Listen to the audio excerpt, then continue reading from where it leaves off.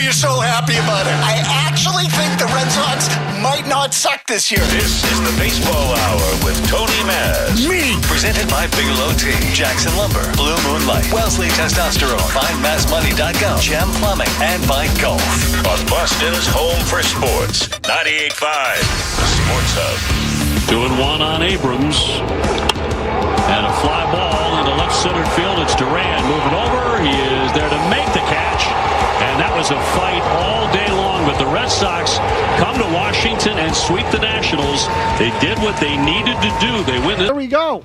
We got a fully loaded baseball hour for you tonight. 617-779-0985. We've spent much of the day talking about the Red Sox anyway, but certainly I've been out for a few days. Feels like a good time to catch up.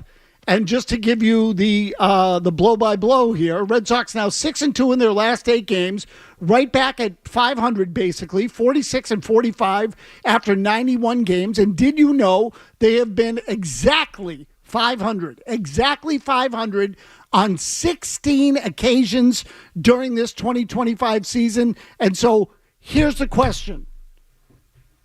Is that who they are destined to be for the balance of this season, no matter what, which is the way it has been up to now? Or can they somehow break out of that and get to the point where they can win, let's just say 85, 86 games and get into the playoffs? That's really the question. Does a series like the one they had over the weekend against the Washington Nationals at all convince you that they are capable of playing well enough to get into the playoffs?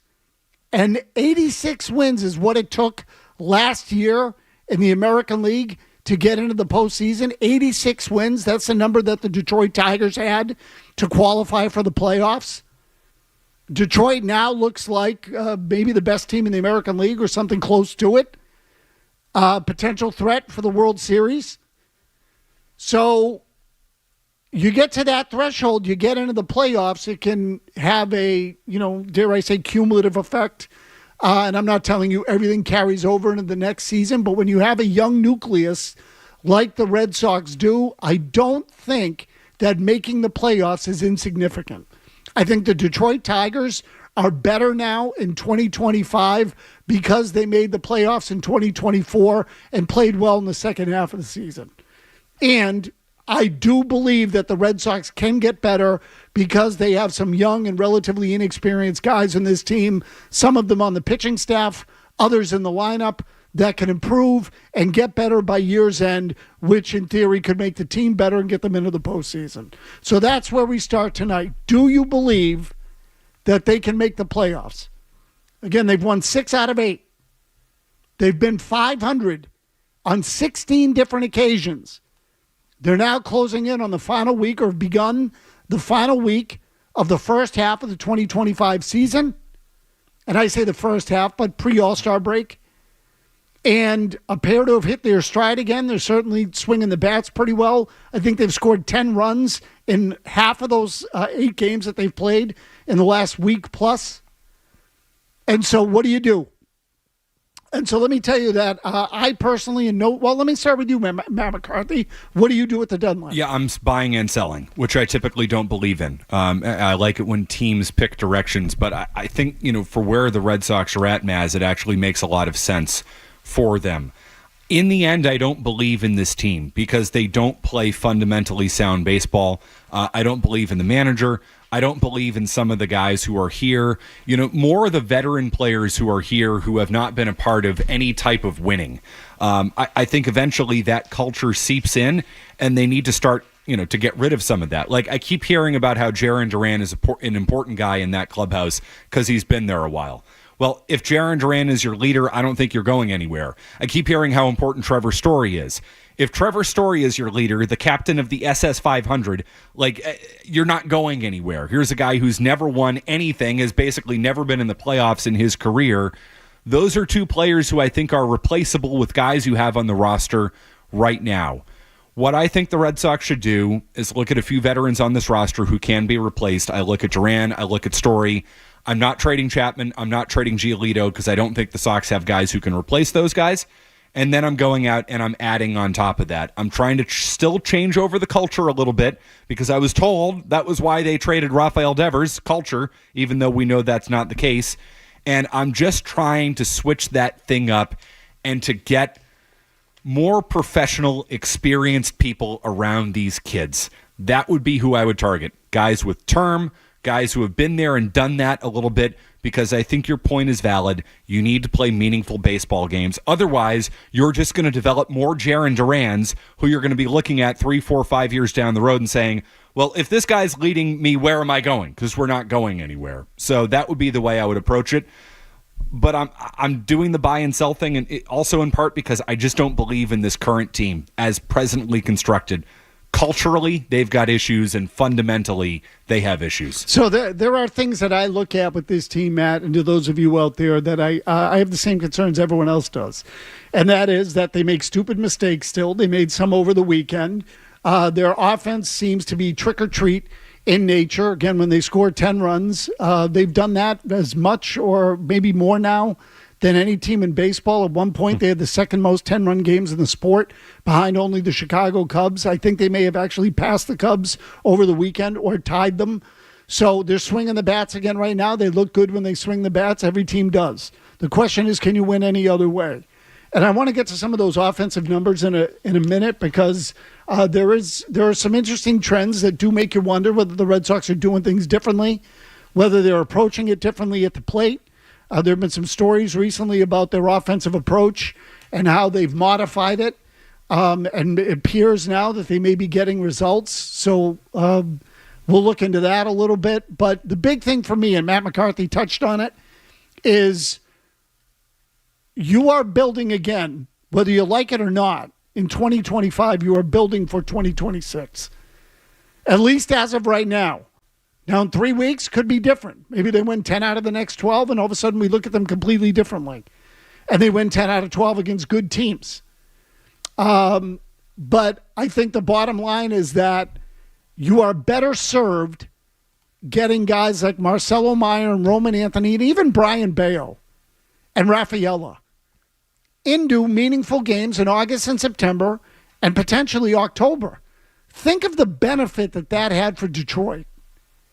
Just a year ago, Tigers played well in the second half, kind of came out of nowhere. They got in, and now people are looking at them like the best team in the league. And maybe they are. I'm not saying that people are looking at them rightly or wrongly, for that matter. There is something to be said when the Red Sox brought up Betts and Bradley to join Bogarts, and then Devers came up a couple years later. But the point being, that first year, it clicked at the end of 2015. In 2016, they were in the playoffs, and they lost. But by the next year, they were a little bit better for it. And then by 2018, they brought in Cora. They had added Sale the year before, but all of a sudden now, here you go. They're ready to win the whole thing. Dave Dombrowski had taken over, and everything sort of changed. And so they just took steps. It took steps for them to get to World Championship caliber again. So make the next step. Get into the postseason. Try to emphasize winning. Try to emphasize that the organization will be behind them, and see if you can give them some sort of solid foundation going forward. So that's where we'll start tonight. We'll get to Alex Bregman and Masataka Yoshida, both of whom Alex Cora addressed or spoke of at Fenway Park a short time ago with regard to their potential returns this week. And I do also want to get to that Red Sox lineup and their propensity to pound bad pitching, which they continued to do over the weekend in Washington. So 617-779-0985. Mark is in New York. We'll kick it off with him tonight. What do you got, Mark? Hey, guys. So I'm with you, Maz. I would love for them to buy, and I know this is not what they usually do or what teams usually do, but I want them to maybe even buy now, because right after that Rays series, we got the three divisional leaders in the NL in a row, and I would love help with that series rather than that potentially be an excuse for them to go below 500 again and then not end up buying at the deadline. So, Mark, it's a good point. Before we let you go, let me ask you, do you want them, like if they were to take on a rental player that they had to give up a prospect for, would you do that?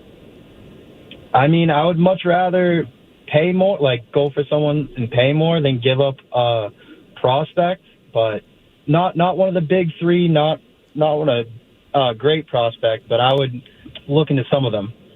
Okay, so the reason I ask it to you that way is I don't want any rentals. I don't want a rental. That's a waste of time. You're not doing anything with a rental. I don't think the Red Sox are a rental player away. And by a rental, I mean acquiring a player who's going to be a free agent at the end of the year. You acquire a guy like that and then lose him, you've given up a minor leaguer, whether it's a legit prospect or not, you've given up a minor leaguer that you could use in another trade or, even another trade going forward. You give up a guy like that for a team that needs more than that. So they're not one player away. In 2018, they could acquire Nathan Eovaldi and Steve Pearce without giving up a crap ton because all they needed was role players. And they did that early. They did. Dombrowski always got his shopping done early. It was one of the best things he did as a GM. But you had you had smaller needs then. Sure. You didn't need a front-end starting pitcher or, a huge bat for the middle of your lineup. Steve Pearce became that against left-handed pitching, but guys who play against lefties play 2 days a week. So they didn't have to, and I don't even remember who they gave up for Eovaldi. It wasn't much. Jalen Beeks. Yeah, again, turned it, he was okay, but it was not like... Didn't he win 20 games with the Rays? No. Definitely didn't win 20. Not in 1 year. Who was the player? Was it Springs? Jeffrey Springs? Jeffrey Springs got him away from Chaim Bloom. But I don't think he won 20 either. Springs, though, was a guy that they had that they let go, and then the Rays picked him up and turned him into something. Beeks was in a trade, and Beeks was never... He was okay in Tampa, Jimmy. He wasn't bad. But he didn't turn into some sort of stud for them. But to me, the bigger thing is the Red Sox, if you're doing a rental, they're wasting their time. Don't waste your time with a rental. If you can get a guy who's under contract for the rest of this year and next year, maybe even beyond, and you have to take on some money to do that, that is worthwhile. And there are guys that you could give up on this roster and pull that off. Jarren Duran can go. You have Roman Anthony ready to play, and Yoshida's almost here. And you can rotate people in a DH if you need to. So there are ways to make that work. But the rental, to me, doesn't make any sense. Makes no sense at all unless you can sign the guy ahead of time. Right, and unless the price is nothing. I mean, you can get a guy for free or close to it, fine. True. But if you're getting him for nothing, then he's not very good. Right. So, I would like it to be a substantive acquisition, but a rental to me it just doesn't fit where they are. So that's where we'll start. 617-779-0985. We'll give you the starting lineup tonight against a left-hander for the Colorado Rockies. Austin Gomber is the starter for the Rockies. We'll tell you who's in, who's out, and some fairly revealing numbers with the Red Sox or from the Red Sox when they face good pitching versus bad pitching. We'll get to that when we come back on the Baseball Hour.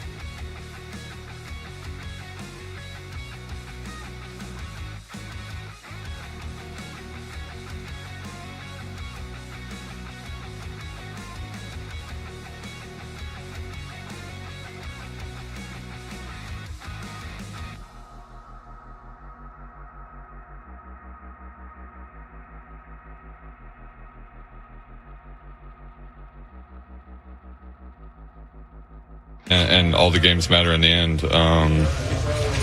A lot of playoff races can be decided by one game. Obviously we've seen it happen before. So yeah, to have a series like this, especially going into the break, just trying to chip away as much as possible. Of you, what do they do well? And the answer is nothing. And Murray said, well, they hit bad pitching well. And I thought, okay. So when I saw the series over the weekend, I started thinking, okay, well, maybe there it is again. There is the bad pitching, and the Red Sox just beating up on bad pitching, and that is ultimately the difference. So we had our intern look it up against the top 15 teams in baseball in ERA. 46 games. The Red Sox batted .229 with an OPS of .695. Those are the 15 best teams based on ERA. The bottom 15 teams, the Red Sox hit .277 with an OPS of .805. So again, against the good pitching teams, .229 versus .277. Almost a 50-point difference in batting average and a 50-point difference that translates to on base. The slugging was about 60 points higher. The OPS, 110. So it is a team that hits bad pitching, which is part of the reason I say they're not just a rental away.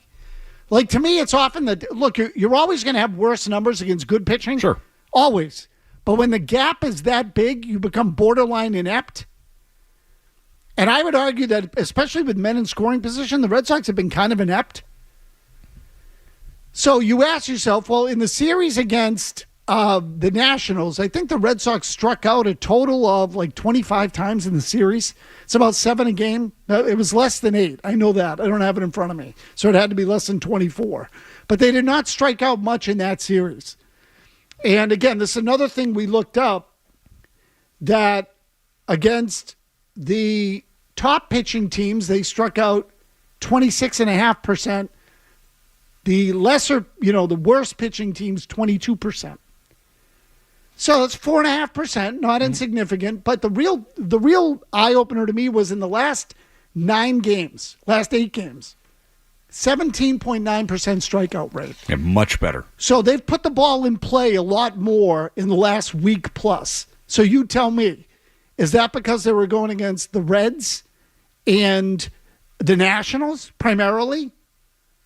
Or because they have a better approach at the plate, which has been part of the discussion in the last week? So I hope it's the latter. I'm just not convinced. And how could you be, Maz? Based on what you've seen from this team this year, how many good pitchers have the Red Sox seen in the last week?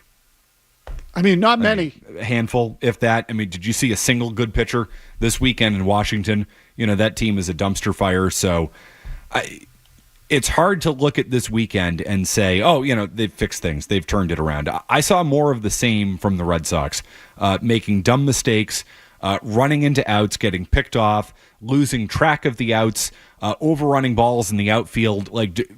Washington just wasn't good enough to take advantage. And that's the takeaway from this weekend. So let's get back to the calls. I'll give you a little bit more on the offense here in a minute. Pete's in Plainville on Alex Bregman. Go ahead, Pete. Hey, Tony. Hey, Matt. I think to answer your question to start the show, they should absolutely go for it. And they're getting Bregman back. And if Bregman's 80% of what he was, then they're going to be in good shape. The pitching, still not great. But, this is the most excited I've been for the Red Sox in, a long time. So let's just not fold the tent and go, oh, well, we don't. If they go 5-2 this weekend and then split with that murderer's row, they're in pretty good shape. And I don't see why everybody's so negative. Look, I agree with Matt. It's hard to believe in them, but yesterday's win was one of those wins where it seems like a lot of times this season, Crochet wasn't great, that they lost that game. And yesterday they fought it through. They made some plays. They got some clutch hits. Obviously the Nationals suck, but how many times have they lost games this year where they've gone against teams that suck and then blow it? It's been all year. Yeah, so and Pete, to your point, there have been plenty of games too where it felt like they had control of it, and then the bullpen blew up. And look, Weiser tried to give it away a little bit late. Sure did. Yesterday, but they hung in there. They won the game. They ended up getting out of there with a W. They sweep the series, and so. But he raises a good point. you have spent the last year as an organization telling your fans, we're going to put more money into the product again. We feel like now is the time to prove it to you. This is the time is now is what I'm getting at. That was the essence of the message from Sam Kennedy and Craig Breslow at the end of last season. We've reached the point where we need to be competitive. Sam Kennedy said we want to start winning division titles. That's what we want to be. That's what we're in it for. We're not just in it for the wild card. Then you're going to get to the All-Star break and the trade deadline and what? Quit? Well, that's a great message to your fan base, let alone your players. So I hear you on that, Maz. My only concern is, are they making the decision to go out and buy because they feel they're backed into a corner, because they feel they have something to prove after the Rafael Devers trade? I hope it comes from that place. We believe in this team. Yes, there have been problems, but we should go out and add to it. And, we feel that, getting Devers out of the clubhouse is ultimately a good thing for these kids. And let's actually put our money where our mouths are. I mean, I hope that's the case. I'll just believe it when I see it with this group, because there's nothing that scares me more than a GM or an executive in sports with something to prove. And Sam Kennedy and Craig Breslow have something to prove after trading Rafael Devers. There's no doubt about it. So, Matt, the only thing I don't want to hear is from people who say, sell. Sell, sell, sell. You're not that good. Give up. And to me, you can't do it. You can't do it. There's too much at stake. One, you're in it. Okay, whether you believe in the team or not, you're in it. You're only 2.5 out. 2, you've invested a lot into the team. Your fans have been waiting long enough. 3, you have young players that allegedly you're trying to build culture around. So you're going to build culture by quitting? No. That's how you're going to do it? Nope. And wouldn't it be more beneficial to put them in an environment in August and September where they have to play meaningful games and feel what it's like to be up in the 8th inning of a 2-2 game with 2 men on and 2 outs and 3-2 to try to score a winning run to get them into the playoffs?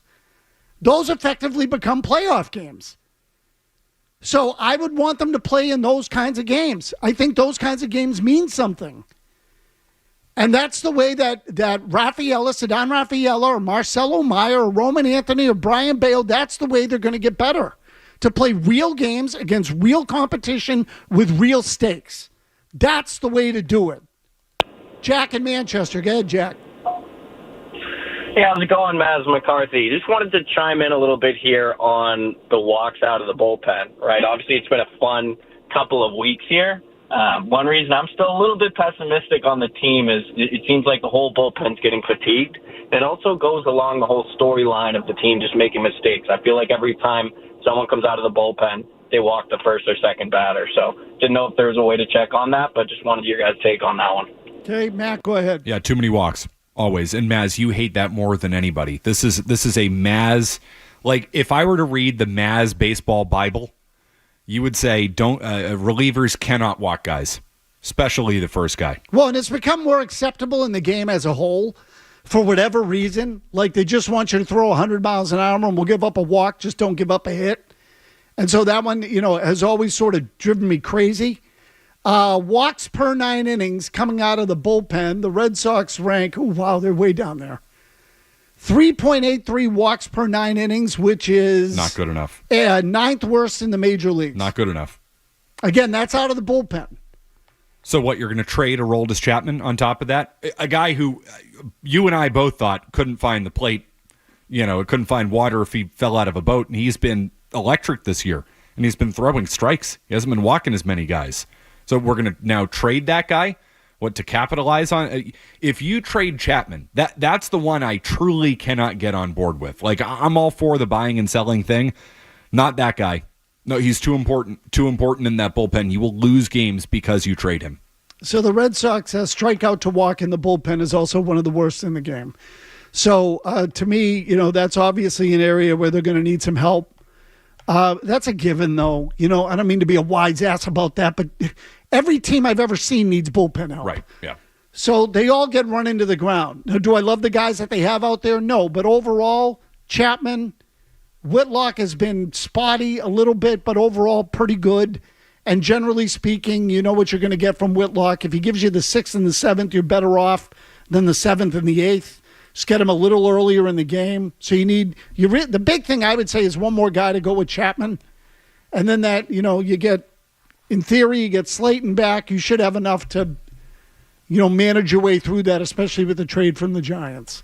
So you hopefully catch lightning in a bottle with one of those two guys, but you can't just trade for 4 relievers. It's just not realistic. They also tend to be expensive pickups at the All-Star break because everybody wants good bullpen help, good relievers. Yeah, Chapman a few years ago, they got Cole Reagans for him. I mean, Kansas City's not regretting that. 617-779-0985. More of your calls. McCarthy's get your headlines.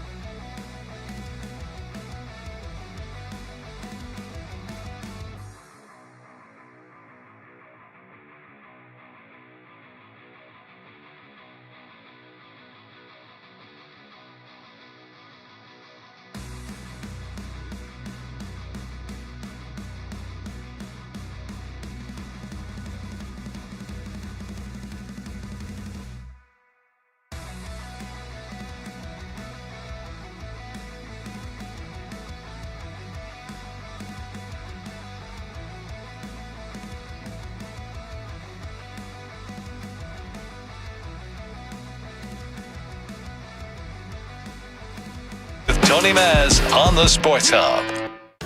3 All-Stars representing the franchise in Atlanta.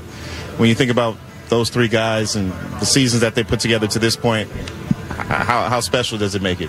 It's great. I think obviously the fans vote, and I think they got it right in that sense. But for your peers to select you, that means a lot. And Chappie, Garrett, and Alex. Alex in a short period of time, right?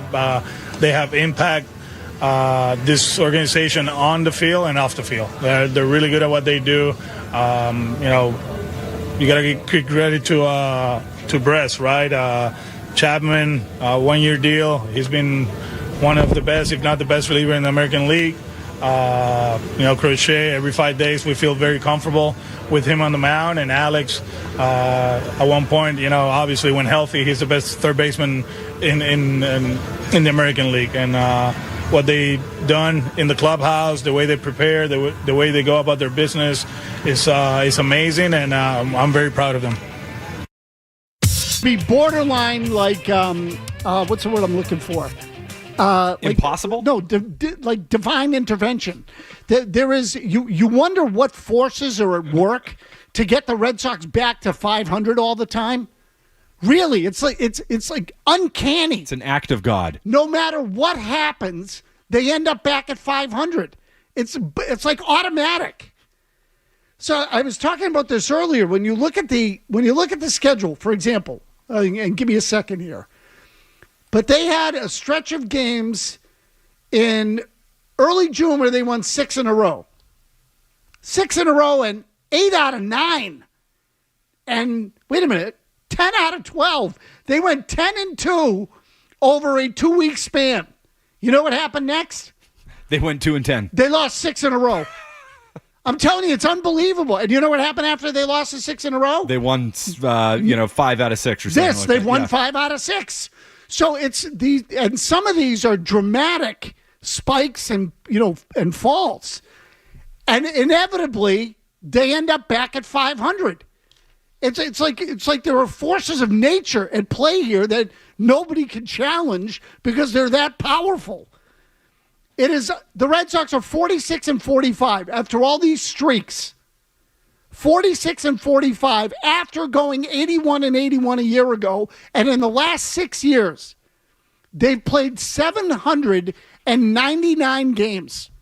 799 games over the last 5.6 seasons. Okay, this is the 6th. They've won 399 and they've lost 400. I'm willing to bet they win tonight against Colorado, get to 400 and 400, and then lose tomorrow night. Or because they're 46-45, right, they'll lose tonight against Colorado. You get the idea. Against this crap-tossing lefty? Oh, they'll be all over this tonight, Maz. Get ready for 400 and 400, baby. I mean, they've been exactly 500 on 16 occasions this year. Have you ever seen anything like it? They started out 1-4 and they got to 4-4. Well, they were 1-1. Let's remember that because they won on opening day and they lost game 2. It really is. It is hard to do what they have done this consistently over 6 years. Seemingly impossible. No, look, they had the 91 season where they made the playoffs. I think they won 90 games that year, or 91, might have been 91 in the season finale.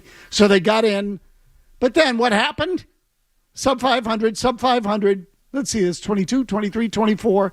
24 was exactly 500, now exactly 500. Again, 800 games. If they win tonight, they're 400 and 400. They are nothing if but consistent, Matt. It is unbelievable. John in the car. John, what do you got? Tony, I know you don't want to hear it, but I think they can sell and be better. And I'm not a general manager in baseball, obviously. None of us are. But I keep hearing them say, get creative.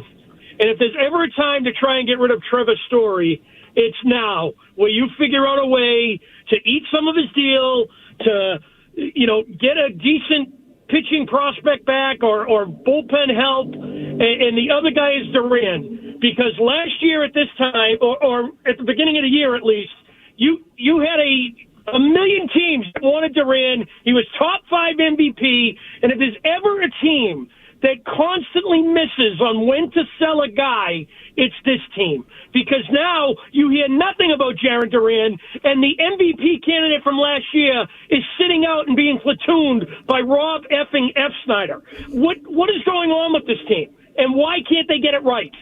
So, John, the timing of your call is impeccable because Matt McCarthy and I were just discussing during the break how many guys they've missed the boat on in terms of guys that they could have and should have moved and didn't. So, for example, do you remember in 2021, Bobby Dahlbeck ripped it up? Sure do. In the second half. I remember Milliken and Carabas telling me he was a better baseball player than Anthony Rizzo. Yeah. Ripped it up.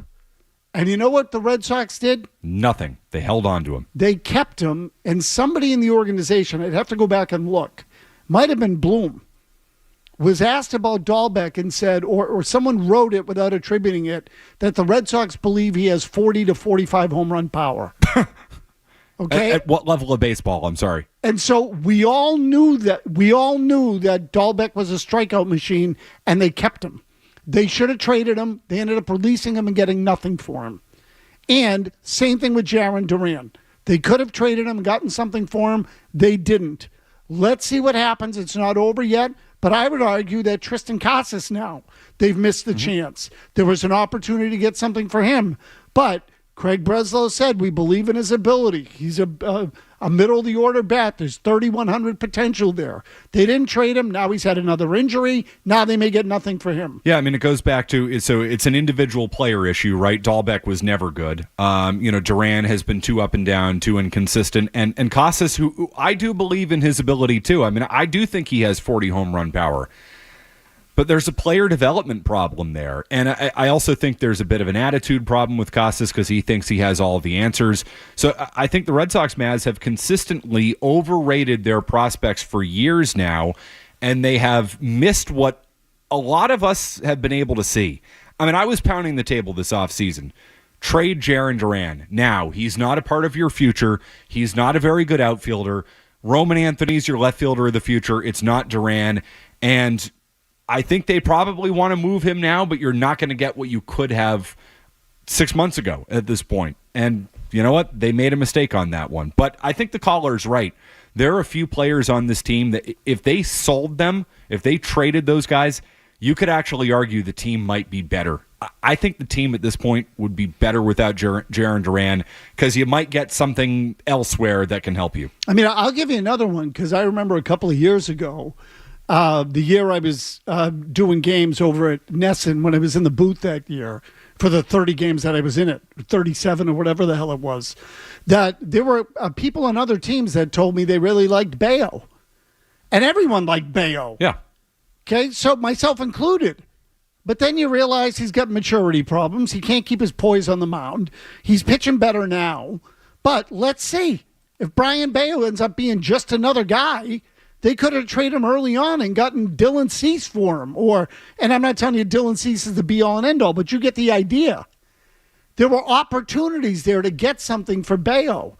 And if they've either misevaluated or have failed to develop these players properly, one or the other, they're taking assets and they're destroying them.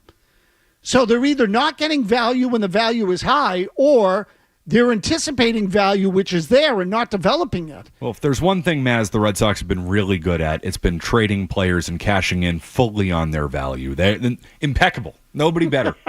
I sense sarcasm, Matt. Frank in Boston. Frank, what do you got? Yeah, on the subject of pitchers fatiguing, Crochet has actually been cuffed around pretty good his last 2 starts. I think people forget he's never really done it for a full season as a starter. He was a reliever. He was hurt. And then, correct me if I'm wrong, I think last year the White Sox in the second half of the season wouldn't let him go past 4 innings. Correct. So we just don't know. You still there? Oh, sorry. I thought you cut me off. No, I didn't cut you off. Go ahead. Yeah, I apologize. Yeah. So it's just something to keep an eye on. We don't know if we can do it. And for this team to be legit, they need for him to be able to pitch deep into the second half. And then theoretically, if they're ever good, pitch deep into the postseason. And, we don't know if he can do it yet. I'm not trying to be predictive, but it's something to keep an eye on. No, it's a big deal. Yeah, definitely something to keep an eye on. And thank you for the call. And in fact, we were discussing this earlier today because I think that there is a decision coming up for them this week. Crochet pitched on Sunday, pitched yesterday. Assuming they use just 5 starters this week, he'd go again on Friday. And then that would be it. I would not be shocked if they skip his turn. Now, again, it's Tampa. Mm-hmm. It's a significant opponent. End of the first half. But I would not be the least bit shocked if they skip his turn. He then doesn't pitch in the All-Star game. He goes, but he doesn't pitch. And then they pitch him in the 4th or 5th game coming out of the All-Star break so that effectively he gets 2 weeks off. Yeah, I wouldn't hate it. I wouldn't hate it if they did that. Baseball is a marathon, not a sprint. You know why? Because I don't want to have a moment where he's pitching a game and it's 85 pitches like what you had happen against the Mets. If you can avoid that situation by skipping one start before the break, and he's hopefully stronger coming out of it, because I do think you're seeing some signs here, I would not hate the approach. And then, Matt, I'm not telling you that I know anything. I'm just telling you, I remember years ago, this is how they did it with Lester. Yep. They would, because they relied so heavily on Lester to go 7 every time he pitched. And, they got into the habit of stretching him out, stretching out his rest, rather, in the middle of the season around the All-Star break. You've got 4 days off there that you can play with.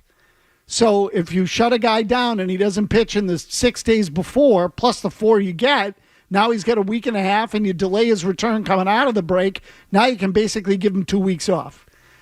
And, and it used to work. The Red Sox could do it that way in the past because they knew they were going to be in the playoffs.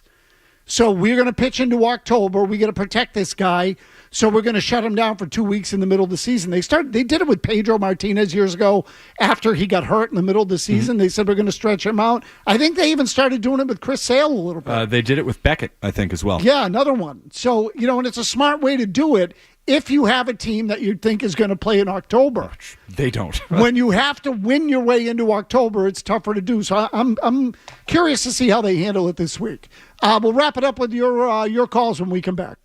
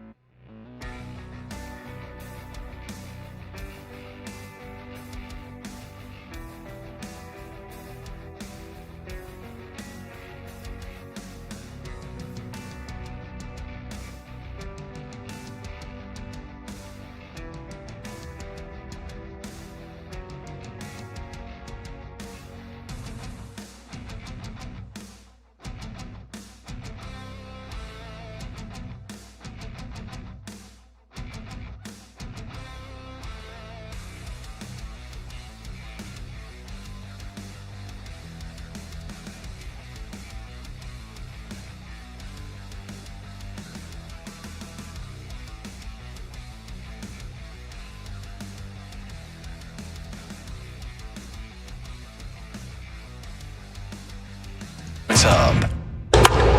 Sucked into left field. Liner. Duran. Oh, it's over his head. That ate him up. All the way to the wall. Here comes the run trying to score. Story will not throw home.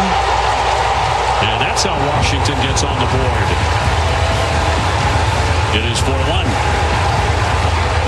This ball's hit a lot harder than Jaron thought. First step was in. Thought he was going to come in on it. And then it got to the point where he realized he had to jump, so there was a stop, and let me get up in the air, and he just couldn't do it. First two steps were in. You know, sometimes a lot of outfielders in a ball like that, the first step is a freeze, right? And if he'd done that, not taking two steps, but that's a tough one right at you. They do rule that a double. Even though they call it a double, it feels like a gift. Yeah, misplay. Played it into one. Yep. Just didn't see it off the bat.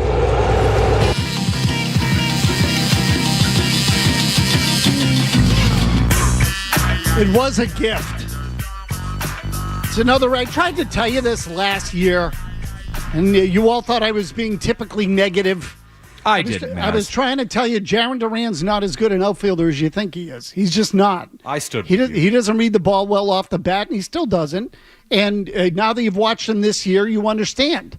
Because he keeps missing balls in the outfield. He just doesn't read the ball well off the bat. He never has. It got a little bit better because his rookie year was atrocious. And then it got a little bit better, and he started reading a little better and, running it down. He's got tremendous speed, so he can run it down even if he misreads it. But on a play like yesterday, he looks clueless. I look at Jaron Duran and say, if Jaron Duran's an all-star game, they really should cancel the event. It's right around this time, Jimmy, wasn't it? We probably have a date on that. Had to be right around 6/24/24. Okay, there we go. 6/24, June 24th. Yeah, you were early on that one. Holy crap. The take circle of life. It Ahead of my always comes time. back around to you. Quickly, Tyler in Shrewsbury. Tyler, what do you got? Hey, I just wanted to make the point. While this series might not be one of the hardest series that the Red Sox will have this year, it's probably one of the most important. If we win this series, we have we win 6 games in a row, and then we have the Rays. We take that series, we're 9-1 going into the All-Star break. This team has momentum. We're in the wild card race 100%. We might have even overtaken the Rays, and that's just my point. Yeah, you guys got to stop being pessimists. No, I'm not a pessimist. I'm a realist. Who just someone I once said to someone, so let me get this straight. You're a glass is half empty kind of person. And his reply was, there's nothing in the glass. So, I'm a glasses. I'm not going to get into that. The fact that I'm not so pessimistic. But first you said this series is important, and then you had him taking 3 out of 4 against Tampa. Yeah, maybe you're the problem there. Just sir. stick with this one. Beat the Rockies. Start with that. Beat the Rockies and get to 4 games over 500.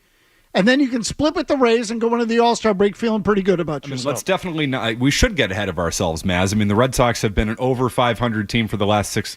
Oh, wait, no. They're always 500. It's unbelievable. Really. Matt, thank you for sticking around. See you, Maz. Much appreciated. McCarthy's got your headlines here. Who is it, Dondero? Oh, no, Alex Barth. Alex Barth coming in. He's got you for the balance of the night. We will catch you tomorrow. From the Telfair Type Studios, WBZ FM and HD1. It's not just the games. It's Toucher and Hardy, Zolak and Bertrand, Felger and Maz.